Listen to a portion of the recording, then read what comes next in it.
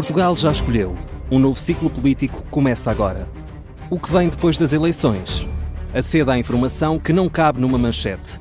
Assine hoje, com até 55% de desconto, e habilite-se a ganhar um dos 10 cartões oferta FNAC que temos para oferecer. Tudo em observador.pt. Em ponto.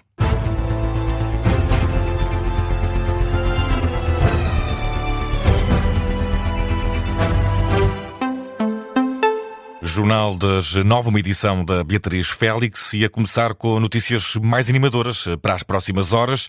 O mau tempo parece estar a dar tréguas e o nível do Tejo, Beatriz, deve continuar a descer durante a noite. Isso mesmo, a tendência de descida manteve-se ao longo do dia de hoje. A expectativa das autoridades é que continue também a baixar durante a noite e a prolongar-se pela madrugada. O que diz a Lusa, fonte da Proteção Civil, diz que, embora ainda haja bastante caudal, está a ser um final de tarde mais tranquilo no que diz respeito ao risco de inundação. A barragem de Castelo Bode continua a fazer descargas, mas o volume de água libertado está a ser conjugado com as barragens espanholas para garantir que o nível do Tejo continua então a descer e por isso não são para já esperados mais problemas. O mau tempo dá tréguas, mas as consequências das intempéries dos últimos dias continuam a marcar a agenda e Marcelo Rebelo de Sousa, Beatriz, deixa uma sugestão ao Governo que seja criado um fundo de calamidade e defende que as dívidas fiscais não devem impedir as vítimas da tempestade, Christine, de receber apoios do Estado. Este era um dos critérios definidos pelo Governo em Conselho de Ministros. O Estado só iria ajudar as famílias e empresas que não tivessem dívidas fiscais, mas numa visita esta tarde a Alcácer do Sal, Marcelo Rebelo de Sousa mostrou uma posição diferente. O chefe de Estado discorda do Governo e diz que deve ser criado um regime mais favorável para as pessoas afetadas pelo mau tempo. Esse aí tem que ser protegido.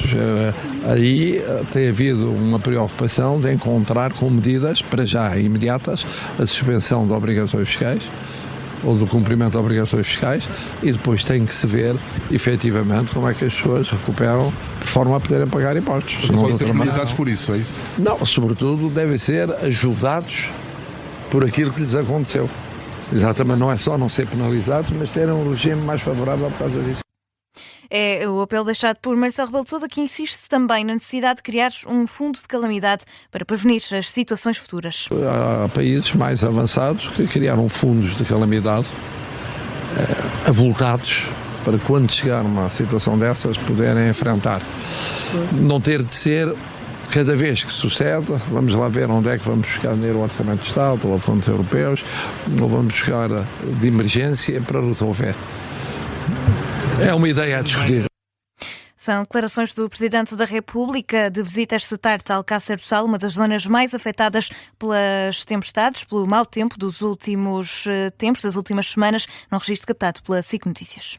E seguimos com outro apelo desta feita da Comunidade Intermunicipal de Leiria, que, Beatriz, pede ao Presidente da República que tenha um papel interventivo na decisão de prolongar a isenção de portagens. Esta foi uma medida tomada depois da passagem da depressão Christine por Portugal continental, com especial incidência na região de Leiria. Por isso, a Comunidade Intermunicipal desta região pede a Marcelo Rebelo de Sousa para intervir no processo de decisão. Diz que a reposição das portagens, que está programada já para o próximo domingo, é má para as famílias e empresas que agora tentam recuperar, que ainda tentam recuperar, aliás, da tempestade que passou em Leiria, e também numa altura em que a prioridade deve ser a recuperação económica e social da região. Por isso, numa carta enviada ao chefe de Estado, a Comunidade Intermunicipal de Leiria pede que seja promovida a reflexão e também a intervenção de Marcelo Rebelo de Sousa para tentar assegurar o prolongamento do regime de isenção de portagens, principalmente nas autoestradas A8 e A19. Já o PCP, a Beatriz, pede esclarecimentos ao Governo sobre as intervenções no sistema hidráulico do Rio Mondego.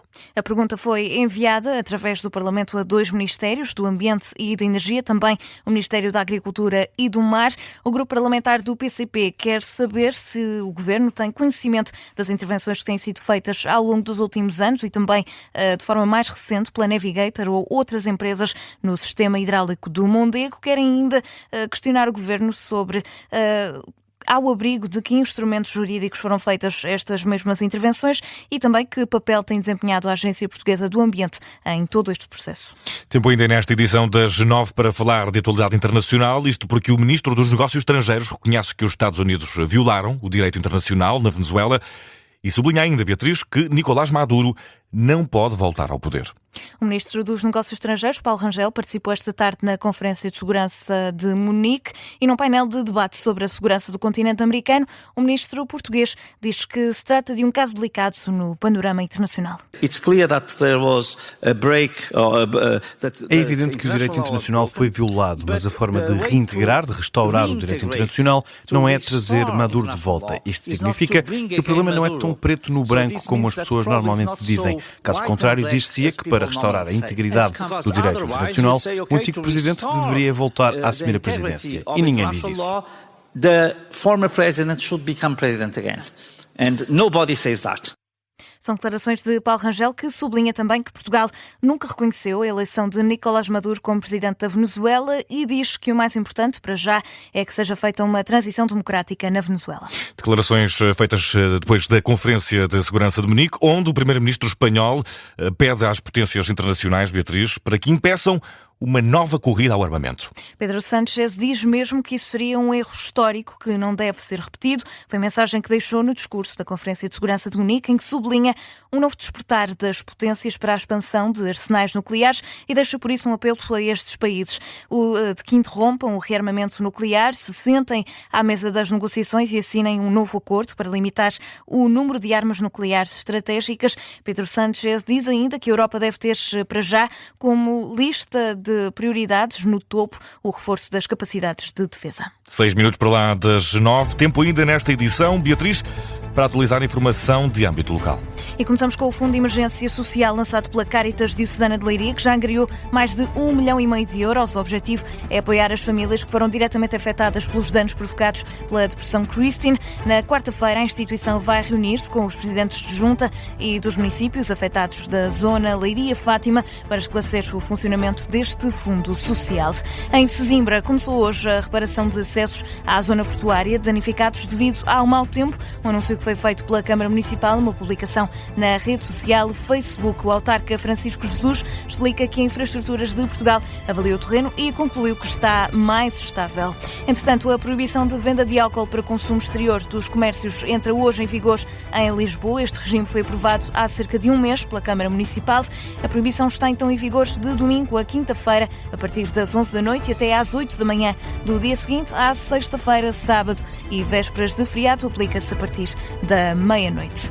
Foi cancelada a construção da piscina olímpica na Lavandeira, em Gaia. Um anúncio feito pela Câmara Municipal, num vídeo publicado através das redes sociais. O projeto, que valia 10 milhões de euros, arrancou em março e ficou marcado pela polémica devastação de centenas de árvores. A Câmara de Gaia diz, por isso, que a área vai ser devolvida ao Parque da cidade. Em São João da Madeira, no distrito de Aveiro, vai ser inaugurada amanhã uma exposição de chapéus feita por designers e profissionais do Instituto Português de Oncologia do Porto, intitulada Chapéus com Atitude, Criar com o Coração. A exposição quer celebrar o poder transformador da criatividade. Estreia amanhã às 3 da tarde no Museu da Chapelaria. E fechamos em Rio Maior, que vai receber mais de 400 atletas no Dia Mundial de Polo Aquático Masculino Sub-18. A cidade vai então ser casa do Campeonato do Mundo entre 27 de junho e 4 de julho. A competição é organizada pela World Aquatics em parceria com a Federação Portuguesa de Natação.